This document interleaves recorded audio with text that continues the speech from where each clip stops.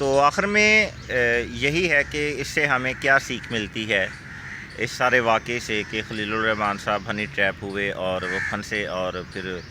انہوں نے کیس کیا اور اس گروہ اور خلیل الرحمان صاحب، اس تمام واقعے سے ہمیں کیا سبق ملتا ہے؟ اس تمام واقعہ سے ہمیں دو اسباق ملتے ہیں۔ وہ جو ہنی ٹریپ کرتے ہیں گروپ مافیا یا انفرادی طور پر جو ہے یہ کام کرتے ہیں لوگوں کو پھنسانے کا، یہ ان کے لیے بھی جو ہے ایک پیغام ہے کہ وہ یہ ایک جرم ہے اور ان کے خلاف بھی کارروائی ہو سکتی ہے۔ اور دوسرا، ان کے لیے جو اپنے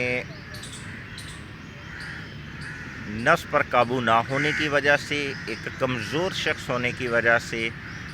اور ٹھرکی ہونے کی وجہ سے جو ہے وہ پھنستے ہیں، یہ ان کے لیے بھی سبق ہے